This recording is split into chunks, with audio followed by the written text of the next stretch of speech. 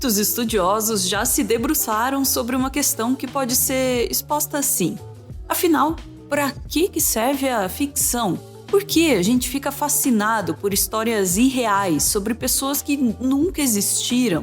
Essa é uma questão complexa e que abre margem a muitas reflexões. Mas há quem diga que pelo menos uma coisa é certa. A ficção que mais nos interessa é aquela que consegue criar pontos de conexão com a realidade, especialmente com a que está ocorrendo agora, no momento em que a consumimos. Se a gente for observar a tradição das novelas no Brasil, vai notar que há muitos folhetins que entraram dentro da roda do debate público porque estavam fazendo referências a acontecimentos ou questões que se desdobravam no Brasil na época em que eles foram veiculados. O exemplo mais clássico aqui é Vale Tudo, de Gilberto Braga, que trazia uma ácida crítica ao que se entendia como uma característica nata do Brasil e do brasileiro. Viver sempre dentro da tensão de ter que decidir se valia a pena ser honesto e pobre ou era melhor abrir mão de vez da ética para poder subir na vida. Mas a verdade é que nem sempre a ficção refletiu a vida real,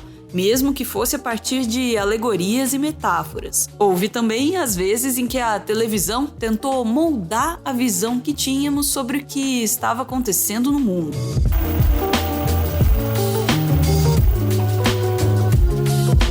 A Globoplay disponibilizou recentemente no seu catálogo uma novela que tem um lugar bem especial no coração dos fãs desse gênero televisivo. Nós falamos aqui de Que Rei Sou Eu, novela da Sete, exibida em 1989 e escrita por Cassiano Gabos Mendes, e que foi um sucesso absoluto no horário. Para se ter uma ideia, a novela se tornou tão popular que gerou alguns outros produtos derivados dela, o que não era exatamente comum na época.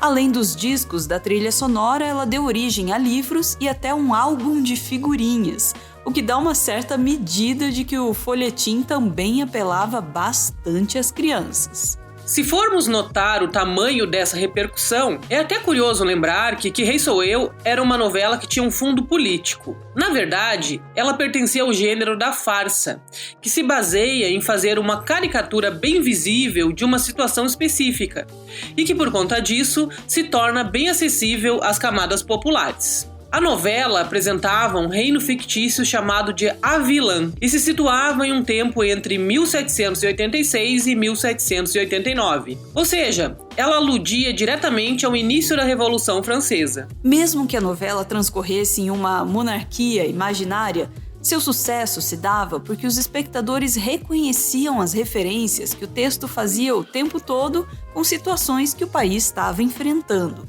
Por exemplo, em 1986, o Brasil havia recebido um novo pacote econômico chamado de Plano Cruzado, que mudou a moeda e envolveu o congelamento de preços na tentativa de aplacar a inflação.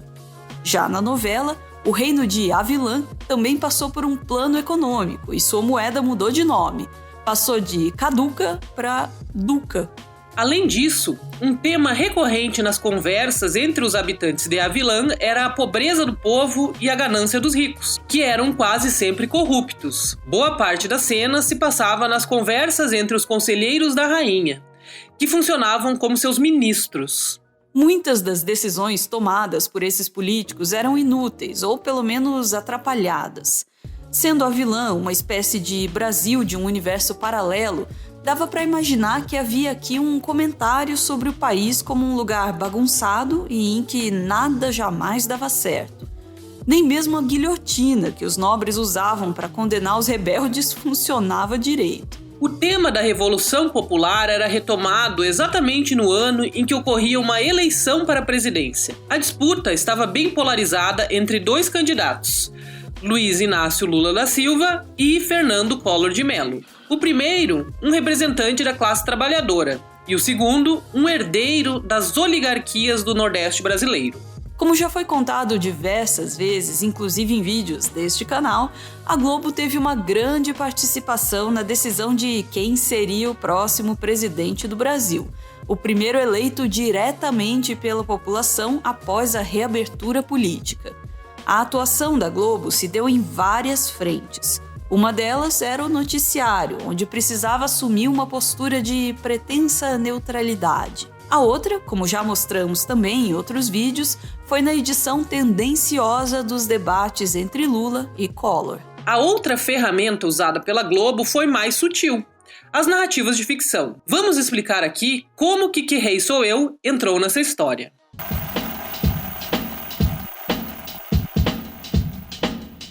Que Rei Sou Eu era uma novela das 7 e foi apresentada no mesmo período em que duas novelas foram ao ar no horário das 9. A primeira foi Vale Tudo, que já citamos, e que foi exibida entre 1988 e 1989. Quando chegou ao fim, Vale Tudo depois foi sucedida por O Salvador da Pátria, escrita por Lauro César Muniz, que também trazia um subtexto político.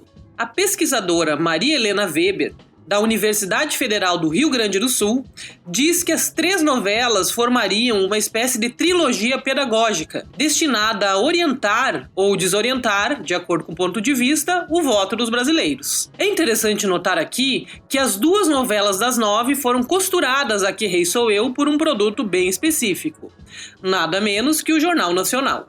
Que Rei Sou Eu, como já dissemos, era ambientada no século XVIII, mas era possível fazer muitas conexões entre ela com a situação política que o Brasil atravessava. A vilã era retratada de uma forma muito próxima a como o governo Sarney era visto.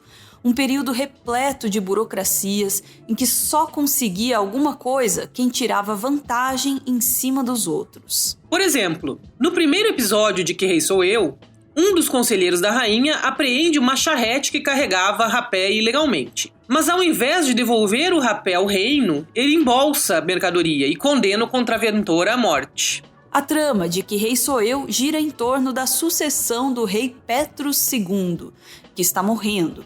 Após a sua morte, os conselheiros forjam um herdeiro ao rei para evitar que subisse ao trono um filho bastardo de Petrus, o revolucionário Jean-Pierre, papel vivido por Edson Celulari. O protagonista da novela era um sujeito belo, jovem, corajoso e um grande defensor do povo. Talvez você já tenha sacado, mas havia muita proximidade com a forma que a Globo tentava enquadrar um certo candidato. Fernando Collor de Mello aparecia como alguém que prometia renovar a política e marcar seu governo, sendo reconhecido como um caçador de marajás. Ou seja, ele era alguém que prometia acabar com os privilégios dos ricos, quase como se fosse um Robin Hood moderno.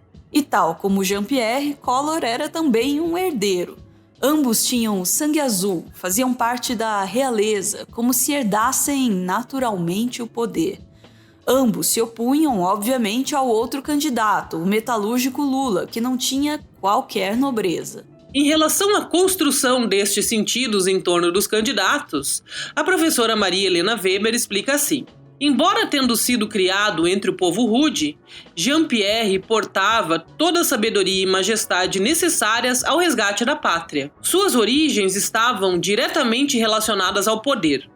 Na verdade, estava sendo dito: não cabe ao povo sua transformação social, porque esta só pode ser feita por aqueles que conhecem o poder, que são gerados por ele ou nele têm raiz. Mas se Collor estava retratado em Que Rei Sou Eu, onde estava Lula?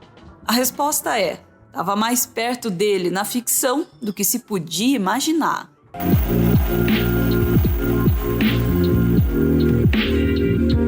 Enquanto Que Rei Sou Eu era exibida no horário das 7, outra novela estreou no horário nobre. O Salvador da Pátria, escrita por Lauro César Muniz, repercutiu bastante, tanto que Sassá Mutema, o protagonista interpretado por Lima Duarte, ficou extremamente popular. Na novela, Sassá Mutema é um trabalhador boia fria, tido como ingênuo e simples, que acaba envolvido em uma tramóia criada por um político poderoso. Depois de uma série de episódios, ele acaba sendo empurrado para a política, mesmo sem ter qualquer preparo. A novela gerou várias complicações para a Globo e para o seu autor, Lauro César Muniz. Por um lado, a esquerda pensava que havia em Sassá Mutema uma referência jocosa a Lula, como alguém despreparado e manipulável.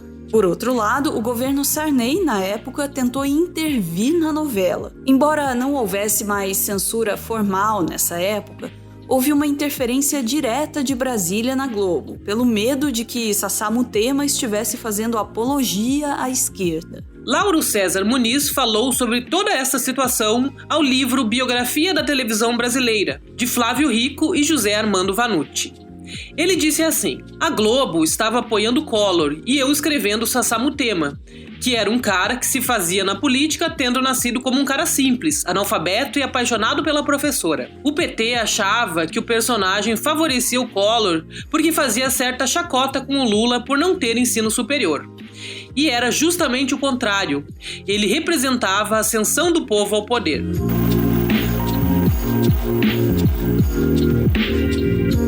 A julgar pelo que as duas novelas mostraram, daria para discutir quem ganhou a disputa.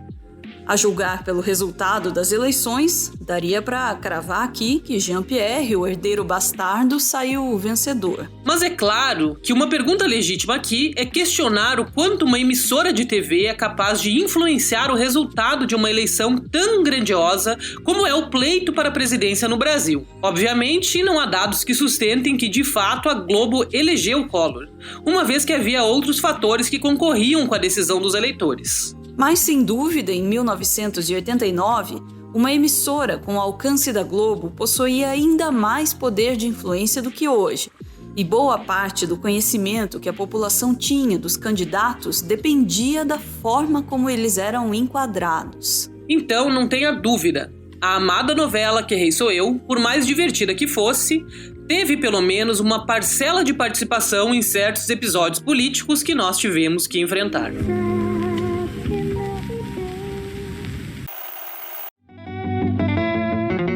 O roteiro do vídeo que você acabou de ver foi escrito pela Maura Martins. A Maura é doutora em Ciências da Comunicação, é artista, como demonstra esse autorretrato que a gente colocou aqui, e também é editora do portal de jornalismo cultural Escotilha. Você pode conhecer um pouco mais do trabalho da Maura lá na Escotilha, mas só se você quiser, embora eu certamente recomende.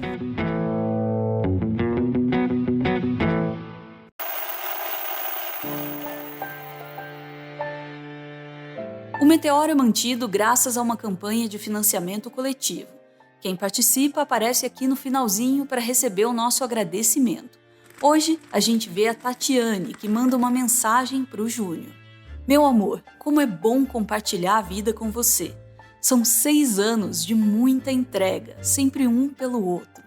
Mesmo em tempos difíceis, não soltamos nossas mãos.